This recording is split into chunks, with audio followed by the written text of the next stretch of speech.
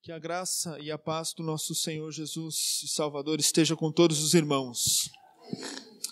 É muito bom estar na casa do Senhor uma vez mais para louvarmos, cultuarmos aquele que é digno de receber todo o louvor. Agradecidos estamos ao Senhor pela vida de cada irmão, pela vida do seu povo, desta igreja, neste lugar, por tudo aquilo que Deus tem feito e assim continuará a fazer sobre esta igreja, sobre estes irmãos que aqui estão. E por isso, convido os irmãos a abrirem suas Bíblias, o Evangelho de João, capítulo 17. É um texto que nós vamos passar em vários textos esta noite, mas quero partir do Evangelho de João, capítulo 17.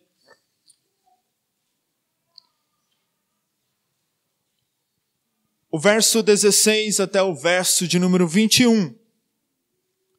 Evangelho de João, capítulo 17, o verso 16, 17, 18, 19, 20 até o versículo de número 21. Todos que encontraram, digam amém. Amém. Quem não encontrou, diga misericórdia.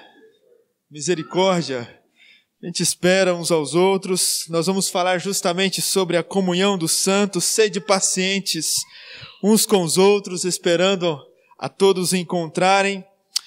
Pois bem, irmãos, antes de lermos este texto, só quero recapitular que no último domingo nós iniciamos compartilhando com os irmãos uma série de mensagens agora no mês de julho e no mês de agosto, meados de agosto, iremos pregar 1 Coríntios, mas antes estamos meditando acerca da igreja, da doutrina da igreja ou da eclesiologia, porque existe muitas confusões acerca do que é a igreja, de como ela deve ser, o que a Bíblia diz acerca da igreja.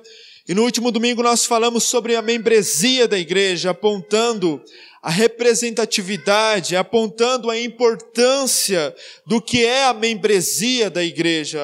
A membresia da igreja vai muito além de um cadastro de rol de membro que nós temos. Ela diz a respeito de uma representatividade de um reino que não é deste mundo, de um reino que é maior do que a igreja, e nós vimos isso no último domingo.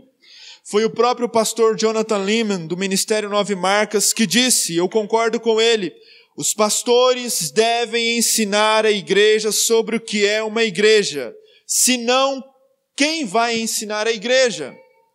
Eu acredito que todas as outras doutrinas, elas são importantes, mas a doutrina da igreja, a eclesiologia, é uma das falhas que muitos pastores, muitos de nós, isso estou falando aqui no meu contexto, temos cometido porque nós não ensinamos o povo à luz da palavra o que é a igreja, como deve ser a igreja, quem são os oficiais da igreja e qual é o governo da igreja, e muitas vezes nós estamos falhando nisso. Sabemos de muitas outras doutrinas, mas não sabemos de uma das mais importantes também, que é a eclesiologia, a operosidade da igreja, como a igreja se desenvolve, como ela caminha, quem são os seus oficiais, o que é a membresia, o que é o culto. Nós precisamos meditar sobre isso.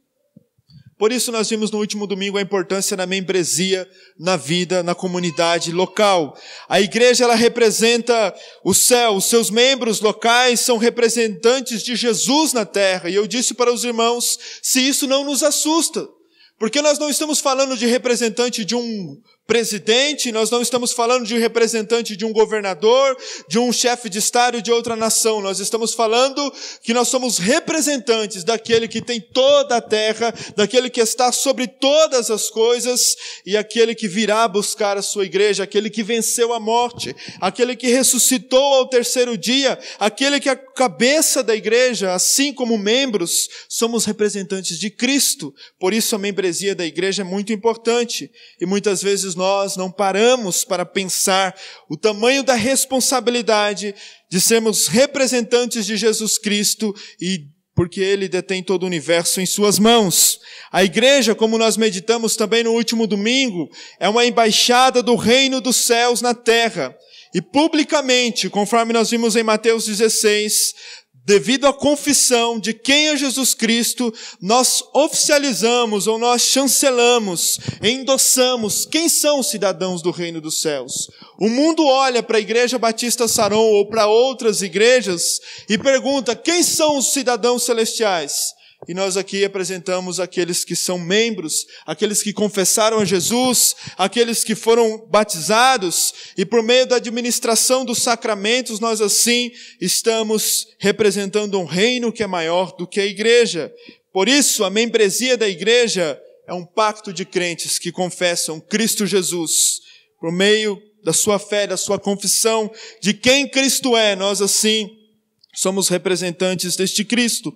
E a membresia da igreja local, ela é comparada com as metáforas, nós já vimos também isso: corpo, família, videira, rebanho, noiva. Nós somos a noiva de Cristo, como o irmão Tony disse aqui no início do culto, e por isso precisamos ter isto claro em nossa mente. Uma das coisas também que precisamos destacar, irmãos, é que não é as Nações Unidas, não é os reinos deste mundo que representam o reino do céu.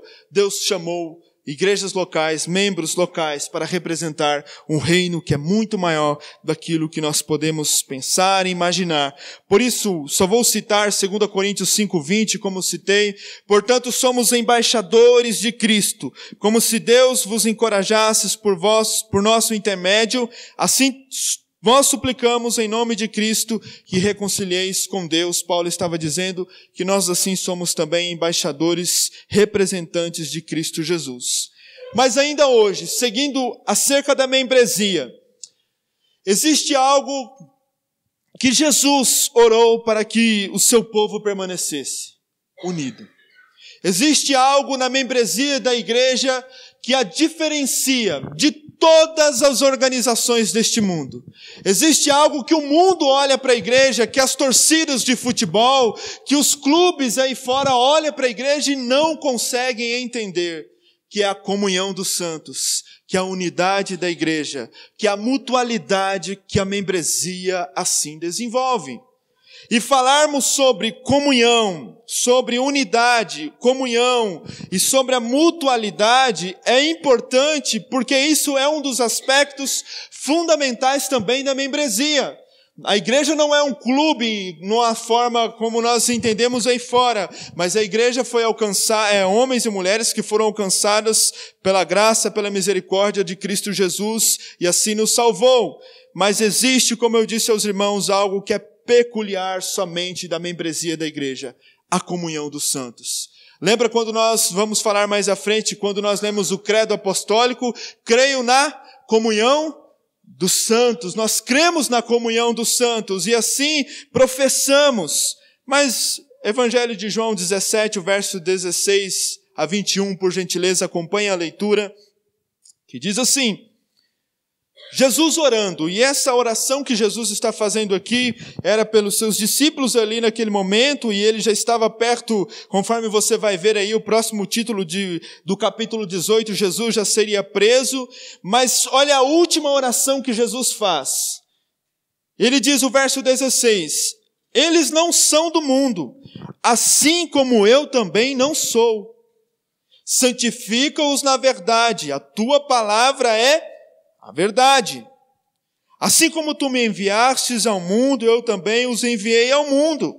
E por eles me santifico, para que também eles sejam santificados na verdade. E rogo não somente por esses, olha só o verso 20, mas também por aqueles que virão crer, eu e você, em mim pelas palavras deles, palavras dos apóstolos, a doutrina dos apóstolos.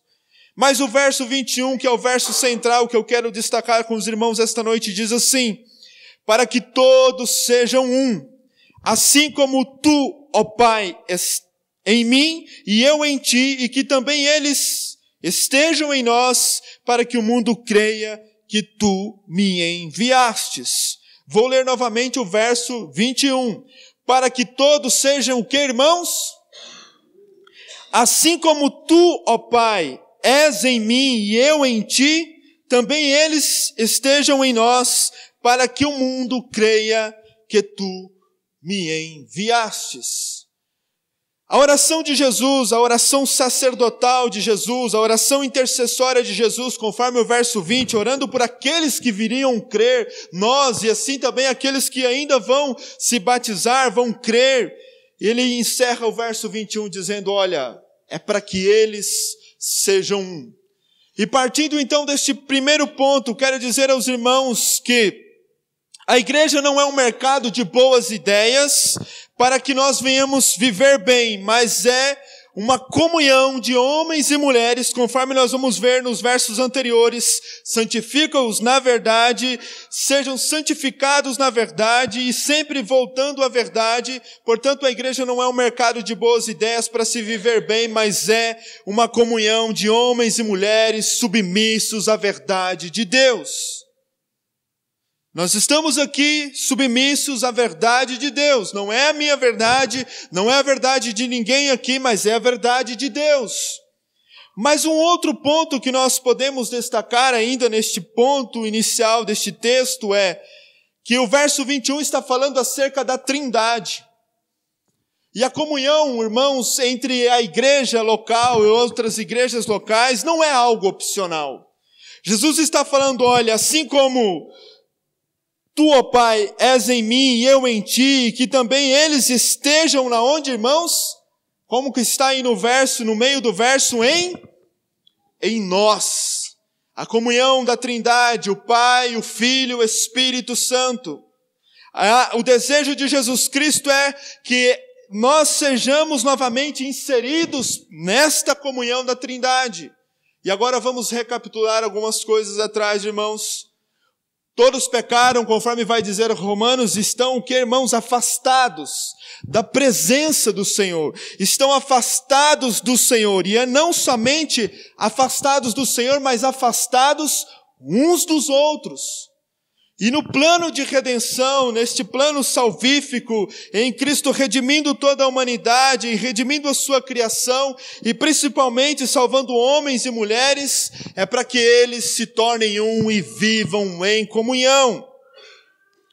Por isso é importante nós termos em mente que comunhão começa com Deus. A comunhão entre o Pai, o Filho e o Espírito Santo. Deus criou o homem para a sua glória, conforme nós vemos lá em Gênesis, no capítulo 1, no capítulo 2, mas o homem desobedeceu ao Senhor, afastou do Senhor, desagradou ao Senhor. Então ele está longe do Senhor, ele está distante do Senhor. E por isso, a partir do momento, conforme nós vemos ainda no Gênesis capítulo 3, apontando para o Evangelho, nós vemos que Deus está redimindo toda a criação. E quando nós falamos de redenção, nós estamos entendendo neste pacto que está sendo, novamente esta aliança sendo firmada e esta comunhão sendo resgatada entre Deus e o Criador, entre Deus e os homens, e em nós assim com uns com os outros. Não é somente uma comunhão vertical, mas é também algo horizontal. E o apóstolo Paulo vai dizer isso, e assim nós vamos ver mais à frente, principalmente em Efésios capítulo 2, mas portanto, nós tenhamos em mente este primeiro momento, irmãos, que a comunhão, o Deus Pai, Filho e Espírito Santo vivem em eterna comunhão. Por causa do pecado nós estávamos distantes desta comunhão, mas agora por meio de Cristo Jesus, nós estamos sendo aproximados, levados a esta comunhão com Ele. O véu do templo se rasgou, e não somente a comunhão com Ele, mas também a comunhão uns com os outros. A unidade uns com os outros. A mutualidade uns com os outros. Por isso a unidade produz comunhão, e a comunhão produz a mutualidade. E estas três coisas, unidade, comunhão e mutualidade, diferencia a membresia de uma igreja local, de outras igrejas locais, de qualquer outra organização nesta terra, neste mundo. E quais são os dos atributos da igreja? Ela é una, ela professa uma só doutrina, professa um Cristo que crucificado foi e assim ressuscitou, mas voltará ao terceiro dia para nos buscar. Por isso a principal forma que Deus realiza o seu plano no mundo, a igreja é o instrumento ordenado de Deus para proclamar o Evangelho, para levar assim as boas novas de salvação e que possam assim alcançar homens e mulheres por meio da pregação da verdade, para que eles se voltem para Deus e se voltem também para o Senhor Jesus Cristo e assim tenham comunhão uns com os outros. A comunhão, muitas vezes, irmãos, é uma palavra muito repetida, mas mal compreendida entre nós e muitas vezes esquecidas por nós. Por isso, para Calvino, a afirmação, creio na comunhão dos santos, ele vai dizer que é uma afirmação que nos é concedida neste amor fraterno, neste consenso que somos filhos de Deus e podemos assim desfrutar desta comunhão uns com os outros, a qual o mundo não tem. Nós podemos ver notoriamente, irmãos, que o mundo, todos os ajuntamentos só vão até um determinado ponto. Mas nós aqui estamos juntos aqui por causa da verdade, amém, irmãos? É a verdade que nos une. Se a mentira for pregada neste lugar, nenhum de nós vamos ficar aqui, não é verdade? Somente aquele que prega a mentira. Mas a verdade é que nos une, mas o mundo aí fora, as uniões, as formas como o mundo tenta definir a comunhão, a unidade, são algo passageiro. E o que difere a igreja é que esta comunhão, é que esta unidade, conforme nós vamos ver mais à frente, é algo eterno, é algo que nós vamos estar para todos sempre. E por isso podemos assim descansar.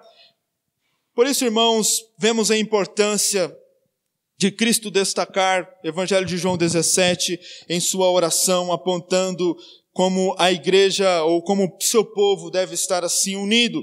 Como pode alguém chamar a Deus de Pai e se recusa a fazer parte da sua família? E esta é uma contradição que muitas vezes descreve muitas pessoas que querem servir a Deus, mas não querem estar em comunhão com os santos. E infelizmente, irmãos, nós estamos vivendo em um tempo individualista, em um tempo onde as pessoas estão dizendo assim: a vida é minha, eu faço o que eu bem entender, e eu vou seguir os meus próprios pensamentos.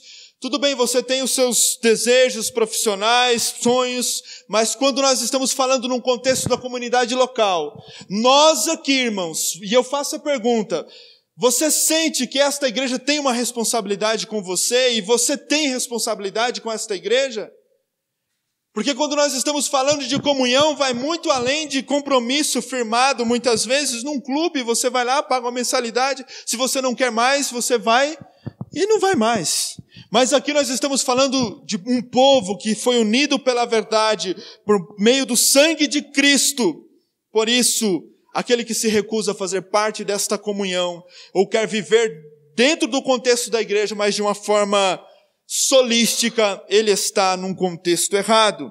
Por isso nós precisamos também destacar isto. A igreja é a comunidade de pecadores, conforme vai dizer o pastor Hermes Termaia, pecadores que foram regenerados pelo dom da fé concedido pelo Espírito Santo, foram justificados, respondendo positivamente o chamado divino, a qual foram decretados na eternidade, efetuado no sentido santificados, proclamados como cidadãos celestiais. E assim, de fato, é composta a igreja por membros, por homens e mulheres que foram regenerados, que os seus corações foram transformados, e nós temos assim esta aliança eterna.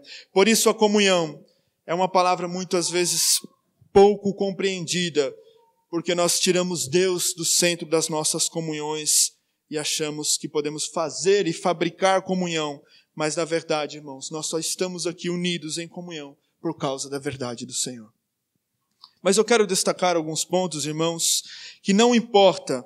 Deus não nos fez para vivermos sozinhos. Amém, irmãos? Deus não fez igreja, Deus não fez um homem para viver também sozinho. Não estou aqui defendendo, irmãos, que tem que casar, é obrigado. Não estou levantando esta bandeira, mas Deus não fez o ser humano para viver sozinho. Nós precisamos de amigos, precisamos uns dos outros, e assim nós entendemos. E Ele deixou claro, para que possamos viver juntos, e quando diz, somos famílias, membros de um corpo, conforme vemos em 1 Coríntios capítulo 12, apontando acerca do corpo. Por isso, irmãos, não importa se você é individualista e não tem comunhão com a igreja, com a sua família, ou nós principalmente estamos falando num contexto de igreja, mas com seus amigos, você está fora da vontade de Deus. Sem comunhão, você é um tijolo fora da construção. Sem comunhão, você é um membro fora do corpo. Sem comunhão, você é um soldado perdido no campo de batalha. Sem comunhão, nós estaríamos totalmente frágeis ao inimigo. Por isso, nós precisamos uns dos outros. Por isso, nós precisamos da comunhão dos santos e de nos ajudarmos uns aos outros. Quero então, irmãos, agora caminhar em alguns textos. Em primeiro lugar, quero destacar: éramos totalmente divididos. Se você pode abrir comigo em Efésios capítulo 2, o verso de número 15 e 16, por gentileza. Efésios 2, 15 e 16, a palavra do Senhor diz assim.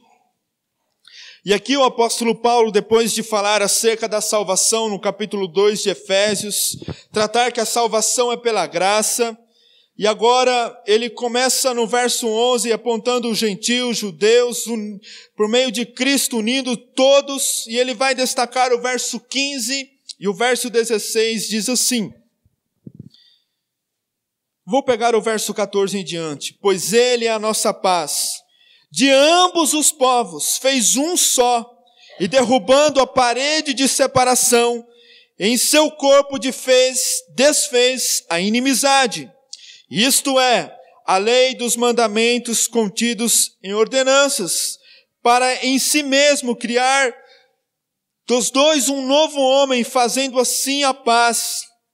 E ainda o verso 16 vai dizer, e pela cruz reconciliar ambos com Deus em um só corpo, tendo por ela destruído toda a inimizade. O apóstolo Paulo, nesse contexto do capítulo 2 de Efésios, estava tratando principalmente na questão do povo de Israel, que achava que a salvação somente era para eles. O povo de os judeus só achavam que eles seriam salvos. Mas aí ele aponta agora no capítulo 2, tratando que toda a inimizade entre os gentios, entre os judeus, foi derrubada. Principalmente o verso 14, porque ele é a nossa paz. E aí ele vai dizer, derrubando a parede de separação. Quando nós lemos o contexto de Jonas, principalmente, Jonas resistiu muito a pregar a Nínive, porque sim, tinha um contexto também daquela cidade que havia lhe oprimido, mas era um povo que achava que eles eram os queridinhos de Deus, somente era eles os salvos, era somente eles a salvação. Mas aqui nós vemos claramente, agora não vou aprofundar, mas só quero apontar e destacar que este texto também está apontando que toda a inimizade, que tudo que nos separava foi derrubado por meio do sacrifício de Cristo Jesus. E agora podemos viver em um só corpo, podemos viver em comunhão, podemos viver unidos uns aos outros, mas o nosso histórico era de totalmente divididos. Éramos inimigos uns dos outros, éramos distantes. Isso nós estamos falando no contexto antes da salvação, mas agora em Cristo Jesus. Conforme Paulo vai dizer no capítulo 2, depois você pode ler em sua casa todo o capítulo 2, por meio da obra de Cristo Jesus, toda a barreira, toda a separação foi assim derrubada, toda a inimizade foi desfeita e assim tornando um só povo. E ainda como nós já lemos também, Cristo orou pela unidade, quero destacar, e por isso a importância da comunhão. Já falamos aos irmãos, já lemos Evangelho de João 17, 21. Portanto, Cristo orou pela unidade, por isso precisamos entender e valorizar este ponto da comunhão, da unidade e da mutualidade. Já falamos também que Deus vive na eterna comunhão da Trindade, conforme vai dizer Gênesis 1, 26, façamos um homem à nossa imagem e semelhança, no sentido que a Trindade em sua plena comunhão. E agora quero destacar, irmãos, alguns pontos mais à frente e dizer aos irmãos que a comunhão cristã não é um mero ajuntamento. Nós não estamos aqui nos ajuntando para perder o tempo, nós estamos aqui juntos pela verdade, por causa da verdade, para orar uns pelos outros, para sermos edificados pela palavra, para aconselhar uns aos outros. E se você está aí em Efésios ainda, vá para o capítulo 4, por gentileza, e fica comigo aí o versículo 2, até o versículo 3 vai dizer o seguinte: com toda humildade e mansidão, com paciência, suportando-vos uns aos outros em amor, procurando cuidadosamente manter o que, irmãos? A unidade de que, irmãos? Procurando manter a unidade do Espírito no vínculo da paz. Ainda o verso 4 vai dizer: há um só corpo e um só Espírito, como também fostes chamados em uma só esperança do vosso chamado. Há um só Senhor, uma só fé, um só batismo, um só Deus e Pai de todos, que sobre todos e por todos está em todos. A comunhão dos santos não é um mero ajuntamento, mas há um vínculo no Espírito, há um vínculo da paz. Esta unidade que é por meio do Espírito assim produzida, por meio das palavras do Senhor, por meio da verdade do Senhor, é muito mais além do que um ajuntamento. Por isso a comunhão dos santos, a palavra comunhão, como nós já ouvimos, a sua tradução, o seu termo grego quer dizer koinonia, o que significa parceiro, companheiro, participante. A comunhão cristã tem a ver a relação pessoal de um cristão que tem com Deus e uns com os outros. Se eu estou em comunhão com Deus, eu estou em comunhão uns com os outros. Não tem como eu dizer que eu estou em comunhão com Deus e não tenho comunhão uns com os outros. Por isso, é uma virtude esta união em Cristo estabelecida entre os cristãos por meio do Espírito, e assim vivemos juntos em comunhão, unidos em um só propósito, proclamando a verdade, proclamando as boas novas da salvação. E ainda podemos destacar então, irmãos, que a comunhão também não é algo que nós podemos fabricar. Eu posso fabricar a comunhão? Eu posso fabricar a comunhão cristã? Nós não podemos fabricar, nós podemos promover, sim, ferramentas para que nós nos ajuntemos, mas a comunhão cristã, o verso vai dizer aí, o verso 3, procurando cuidadosamente manter o que, irmãos? A unidade é de quem, irmãos? Não é minha unidade, mas a unidade é do Espírito. Quem produz esta comunhão em nós é o Espírito por meio da palavra, por meio do vínculo da paz. Por isso estamos aqui, a um só corpo, a um só Espírito. A comunhão entre cristãos não é um sonho humano, mas é obra graciosa do Deus Trino. E por isso Paulo vai destacar em Filipenses capítulo 2, 21, e 1 João também capítulo 1, 4, vai apontar para isso. É uma realidade totalmente diferente daquilo que nós vemos no nosso mundo, em nossos dias.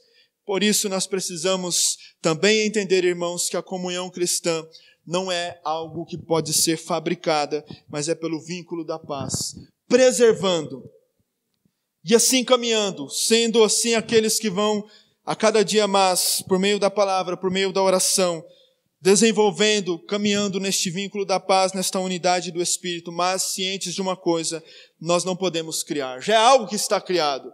Já é algo que já foi feito, comprado na cruz. Cristo salvou homens e mulheres e por meio do seu sangue uniu homens e mulheres uma comunhão dos santos. E o que nós precisamos é submeter a palavra do Senhor e assim viver em comunhão.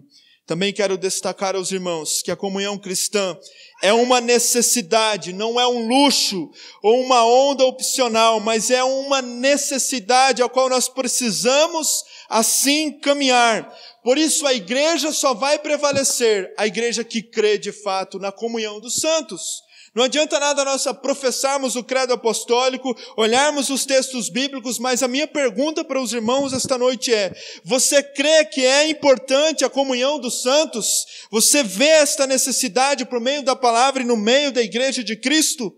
Ou você muitas vezes acha que pode ser somente algo opcional, mas nós não entendemos assim? O Senhor, por meio da sua palavra, nos diz: nós devemos estar uns com os outros. O Salmo 133 é como, irmãos? Ó, quão bom! Os irmãos vivam o que, irmãos? Em comunhão, é neste caminho. O desejo por comunhão é um desejo santo.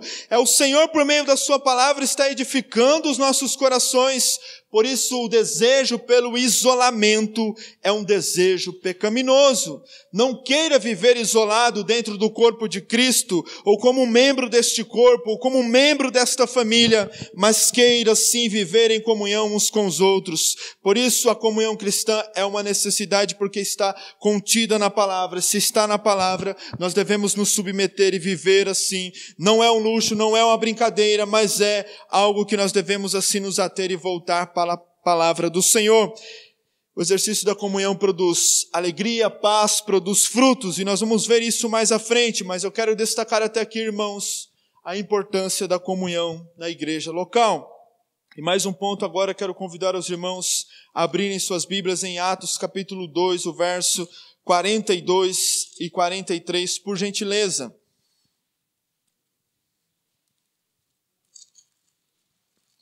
Atos, capítulo 2, o verso 42. Este é um texto também já bem conhecido de muitos de nós. Atos 2, 42 e 43 diz: a palavra de Deus diz assim: e eles perseveravam no ensino dos apóstolos e o que, irmãos? Na comunhão, no partir do pão e nas orações. E cada um havia, o que, irmãos? Temor. E muitos sinais, efeitos extraordinários eram realizados pelos apóstolos. Por isso a comunhão cristã é algo produtivo. E o texto da igreja primitiva, no início aqui que nós lemos, e depois do sermão e das conversões, do sermão que Pedro pregou, nós vemos claramente que esta comunhão, por meio da palavra, por meio da pregação do evangelho, ela gere frutos. Por isso a comunhão cristã é produtiva e é valiosa, porque ela promove o que, irmãos? Humildade, ela promove dependência no sentido uns aos outros, ajudando uns aos outros, manifestação sobrenatural do Senhor. É tão maravilhoso, irmãos, quando nós podemos ver uns irmãos ajudando aos outros, e isto é a obra de Deus por meio da sua graça, usando a vida de outros irmãos para ajudar uns aos outros, e a comunhão, ela é produtiva, conforme vai dizer o texto, eles estavam perseverando, o que, irmãos? Na doutrina, estavam caminhando no ensino, no partir do pão e nas orações, e tudo isso só era possível por meio da comunhão, por meio da palavra que os unia, por meio do evangelho que foi pregado, que os unia, e assim eles permaneciam caminhando nesta verdade. Eles tinham que andar juntos, mesmo em meio ao contexto de adversidade, de perseguições, que todo este contexto aqui também sofreu, eles permaneciam e deviam assim andar juntos.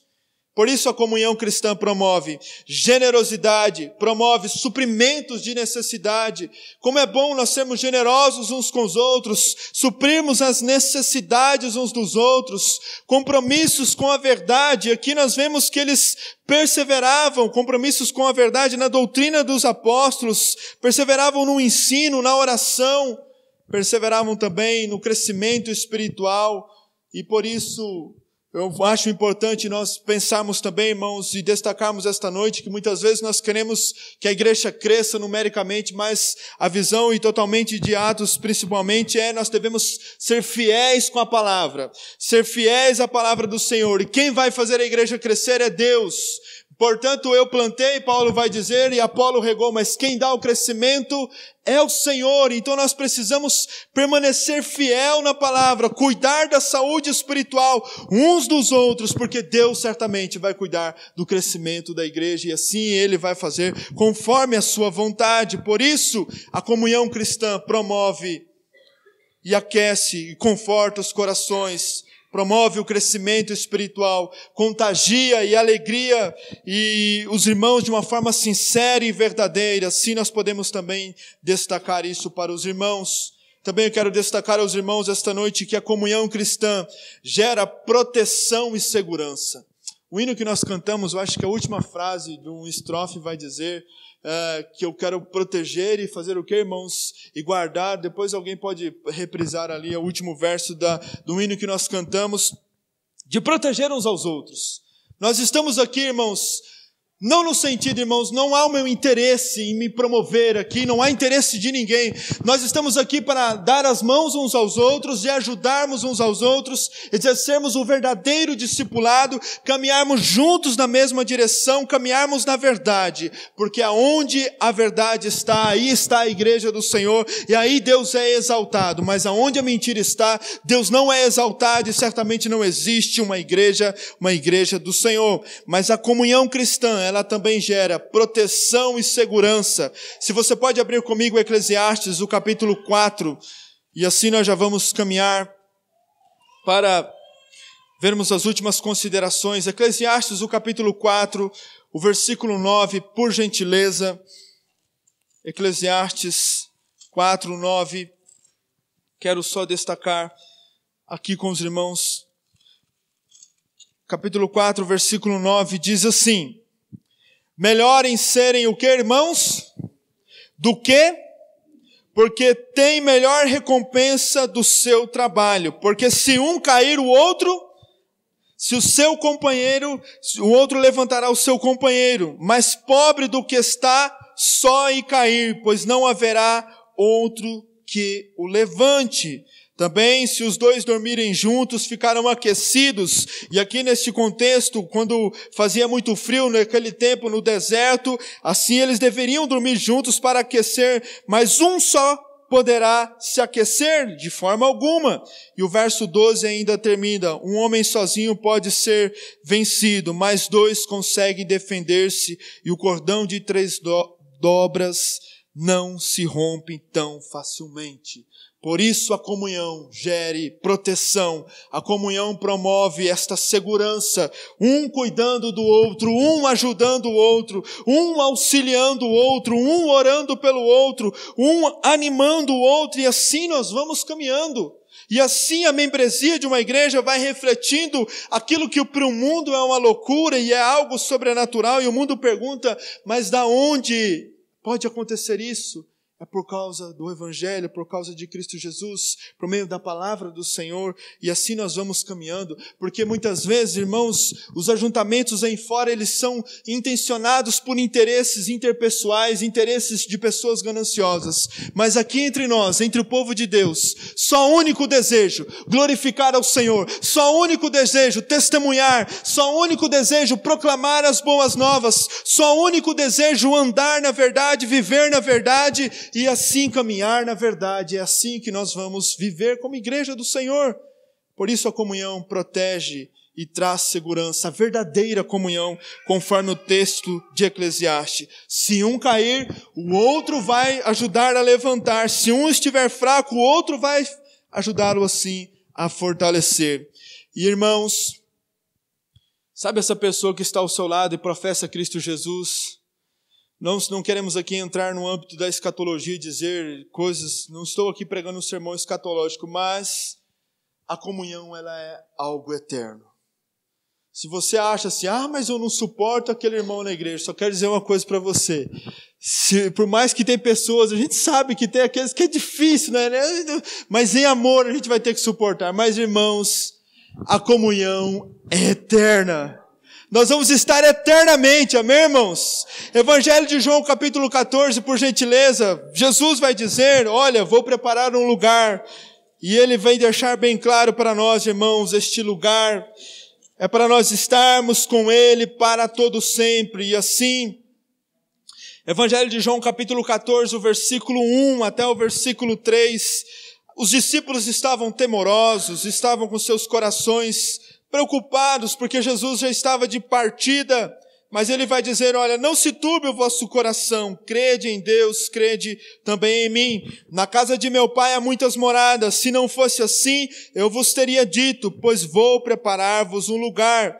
E aí o verso 3, se eu for preparar-vos lugar, virei outra vez e vos levarei para mim, para que para onde eu estiver estejais vós também. Ou seja, irmãos, nós estaremos em comunhão para toda a eternidade. Não importa, irmãos, se você tem, assim, muitas vezes, como nós falamos, dificuldade de relacionamento, mas ore para que Deus dê mais amor por aquele irmão, por você, para que Deus trabalhe no seu coração, para que possamos caminhar juntos, porque uma coisa é certa, se professamos, se estamos em Jesus, que por mais que ainda tenhamos as nossas dificuldades, mas nós vamos estar com Ele para todo sempre. Por isso, devemos assim caminhar em comunhão. E assim quero terminar, irmãos, apontando então agora para o último ponto, dizendo da mutualidade na vida cristã. Nós falamos de comunhão, de unidade. Nós sabemos que em pouco tempo aqui não é fácil dissecar todo este assunto, mas só estou reafirmando a importância disso na membresia de uma igreja. Mas como nós esquecemos da mutualidade? O que é a mutualidade? É um termo da língua portuguesa usado para descrever o dever de cada pessoa tem para com o outro. A palavra mutualidade quer dizer, olha, eu tenho um dever para com você e você para comigo. Nós temos que nos lembrar da mutualidade cristã. Em relação aos cristãos e os membros de uma igreja local, a mutualidade é responsabilidade de cada cristão, que por meio da comunhão assim vai cuidando uns aos outros. Podemos afirmar que é a ideia da mutualidade aplicada na igreja, e ela tem a expressão bíblica. Se você pode abrir lá em Romanos capítulo 12, por gentileza, o verso de número 5. Romanos 12, verso de número 5. Diz assim a palavra do Senhor: assim também nós, embora muitos, somos o que, irmãos? Um só corpo em Cristo. Individualmente, o que, irmãos? Membros uns dos outros. Caminhamos nesta mutualidade, um cuidando do outro, um auxiliando o outro. Por isso, nós publicamos no último informativo vários exemplos e passagens nas Sagradas Escrituras de mutualidade.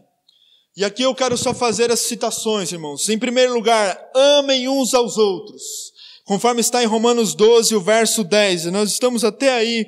Amai-vos de coração uns aos outros, como amor fraternal, preferindo-vos honrar em honra uns aos outros. Nós também vemos, então, aceite uns aos outros em Romanos 15, o versículo 7. Nós devemos aceitar uns aos outros aqueles que estão em Cristo.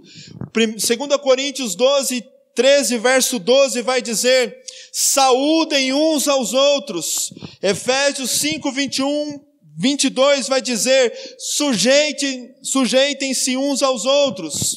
Romanos 14, verso 13 vai dizer, não sejam tropeços uns para os outros. Tiago 5, 9 vai dizer, não se queixem uns dos outros. Tiago 4, 11 vai dizer, olha, não falem mal uns dos outros, mas antes também orem uns pelos outros e ajudem uns aos outros. Gálatas 5, 26 vai dizer, não provoquem uns aos outros. Colossenses 3, 9 vai dizer, não mintam uns aos outros, porque a mentira, ela destrói, ela corrói, ela destrói qualquer comunhão. Tiago capítulo 5, verso 16 vai dizer, confesse os seus pecados uns aos outros. Se erramos de fato, vamos confessar, vamos assim buscar o perdão do Senhor e uns aos outros. Tiago 5, 15 vai dizer, perdoai uns aos outros. Em Colossenses 3,16 vai dizer, ensinem uns aos outros. Atos 13, 15 vai dizer, encorajem uns aos outros. 1 Tessalonicenses 5,12 vai dizer, aconselhem-se uns aos outros. 1 Pedro 4,10 vai dizer, sirvam uns aos outros. Gálatas 6,2 vai dizer, levem as cargas uns dos outros. 1 Pedro 4,9 vai dizer, hospedem uns aos outros. E assim, penúltimo, 1 Tessalonicenses 5,11, edifiquem uns aos outros. E Efésios 4,32 vai dizer, sejam bondosos uns para com os outros. A mutualidade cristã nós vemos, principalmente no Novo Testamento, várias vezes sendo destacados, irmãos. É um exercício fácil, irmãos? Não é um exercício fácil. Aqui poderíamos dizer, irmãos, que não é um exercício fácil, mas nós precisamos orar ao Senhor e buscar ao Senhor e clamar a misericórdia do Senhor para que esta verdade da mutualidade cristã seja um fato nas nossas vidas, na nossa igreja. E eu acho interessante o verso de 1 Tessalonicenses 5,11, edificando uns aos outros. Nós estamos aqui, irmãos, por meio da palavra do Senhor, para discipular uns aos outros, para ajudar uns aos outros, para ser dóceis uns com os outros, para caminharmos juntos, darmos as mãos, olharmos para Cristo e servirmos e assim ajudarmos uns aos outros. Assim manifestamos e vamos glorificar ao Senhor por meio, conforme lemos Romanos 12, verso 5, membros uns dos outros. Assim nós caminhamos e assim glorificaremos ao nome do Senhor. Se você quiser, depois eu posso mandar somente esses versículos com todas essas mutualidades para que venhamos orar por isso. Senhor, ensine-me a ensinar uns aos outros, porque muitas vezes nós não temos paciência para ensinar outros. Ensine-me a perdoar uns aos outros. Senhor, não deixe eu mentir uns para os outros, que eu possa falar a verdade. Senhor, que eu possa levar as cargas uns dos outros, orar uns pelos outros. Nós precisamos orar por isso, irmãos. Nós precisamos clamar por isso, porque as igrejas, as megas churches, igrejas, elas estão se tornando igrejas onde as pessoas entram, sentam na última cadeira, levantam rapidinho, não querem envolvimento com nada e vão embora. E acham que isso é cristianismo, mas isso não é cristianismo, porque o meu cristianismo vai refletir muito acerca da igreja, do meu envolvimento com a igreja, se de fato eu fui alcançado pelo Evangelho, de fato esta mutualidade, vários versículos, tem que ter algum, pelo menos uns 5 ou 6, eu já tenho que estar praticando, e se eu não estou, eu devorar e clamar ao Senhor para que isso aconteça, porque isso, irmãos, na membresia da igreja, reflete a glória do Senhor, e assim sigamos juntos para o louvor do nome do nosso Deus. Irmãos, problemas todos nós teremos, mas quando nós sabemos quem nós representamos, sabemos por que nós estamos aqui, pela verdade, nós vamos ajudar uns aos outros, resolver qualquer situação, em amor, em confronto, sim, mas pela verdade, e assim vamos caminhar em verdade, em amor uns com os outros, glorificando ao nome do Senhor. Quero concluir, irmãos, dizendo que a igreja manifesta a glória do Senhor quando ela tem um entendimento claro acerca da comunhão. O que é comunhão para os irmãos que aqui estão esta noite? É somente um ajuntamento de pessoas? Ou é de fato a koinonia? Ou é de fato nesta profundidade de ajudarmos uns aos outros, acolhermos uns aos outros por meio da verdade? O que é unidade? O que é mutualidade para nós? Será que de fato nós compreendemos? A pergunta que eu faço também aos irmãos é: você ora pela comunhão desta igreja? Ou você reclama da comunhão local desta igreja? Devemos orar para ser um povo cada vez mais unido e vivermos em comunhão e amando uns aos outros e servindo assim uns aos outros. E destas mutualidades, você vê algumas em sua vida ou você precisa clamar ao Senhor esta noite para que Deus trabalhe no seu coração por meio da palavra, por meio do Evangelho, para que transforme as nossas vidas e sejamos de fato aqueles que tenham paciências uns com os outros, ajudem uns aos outros, sirvam uns aos outros, em amor, em dedicação para a glória do Senhor. Amém, irmãos? Que a membresia desta igreja reflita a glória do Senhor neste lugar, por meio da comunhão, por meio da unidade, por meio da mutualidade, para a glória de Deus.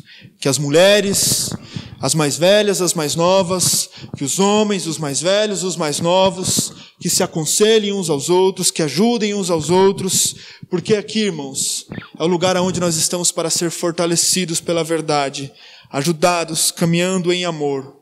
O mundo, já há uma divisão tamanha no meio deste mundo aí fora, e nós precisamos, irmãos, caminhar como membros, unidos uns aos outros, servindo uns aos outros, para a glória do nosso Deus. Vamos orar.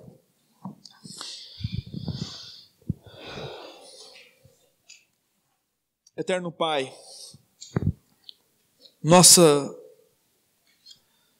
éramos totalmente distantes da Tua verdade, dos Teus conselhos, éramos totalmente distantes do Senhor. Mas nesta eterna aliança, que aqui estamos unidos por meio do sacrifício de Cristo Jesus, que possamos assim permanecer, ó Pai, Sabemos que alguns podem partir, ó Pai, outros podem, ó Deus, ir para outros lugares, ó Pai, mas sempre, ó Pai, entendidos da comunhão, do amor, da cumplicidade, ó Deus, caminhando na verdade, que é isso que precisamos, Senhor. Sabemos que a comunhão não é algo, a unidade é algo que criamos, mas foi por meio de Cristo Jesus, que tudo aquilo que nos separava, nos fez um só povo, nos fez uma família, nos fez um corpo, uma igreja que caminha, ó Pai, assim e glorifica o Teu santo nome. Perdoe os nossos pecados, Senhor, tenha misericórdia de nós. Senhor, se por muitas vezes temos sido individualistas, temos, ó Pai, muitas vezes caminhado pelo caminho do isolamento, que o Senhor tenha misericórdia de nós. Que possamos abraçar uns aos outros, ajudar uns aos outros, até mesmo, ó Pai, nas tomadas de decisões, ó Deus, no Teu rebanho, ó Pai, que esta igreja possa ter a pluralidade de presbíteros, ó Deus, de líderes piedosos, para caminhar assim, ó Pai, juntamente, ó Deus, com a congregação, ó Deus, entendidos, ó Deus, da importância, ó Pai, da membresia, juntos caminhando na verdade, Senhor. Que nenhum de nós, ó Pai, venha se isolar, venha, ó Deus querido, querer viver um individualismo, ó Pai, só pensando nas suas ideias, não, ó Pai, mas precisamos caminhar assim, juntos uns com os outros. Que possamos aconselhar, amar, perdoar, que possamos servir, edificar uns aos outros, que possamos cumprimentar uns aos outros, que possamos ser dóceis uns com os outros, que possamos, Senhor, resolver tudo aquilo, ó Pai, que está, ó Pai, muitas vezes em nós, ó Deus, que não Te agrada, mas que por meio da Tua palavra nesta noite nos mostrou, ó Pai, que vivamos em comunhão uns com os outros para o Teu louvor e para a Tua glória. É por isso que clamamos pela membresia desta igreja, pelos homens, pelas mulheres, pelos irmãos mais velhos, mais novos, porque todos assim juntos caminhamos na verdade do Senhor, na verdade que é Cristo. Oramos em nome de Jesus. Amém. Que a graça e a misericórdia, as consolações do Santo Espírito esteja desde agora para tudo sempre com o povo de Deus. E nós dizemos...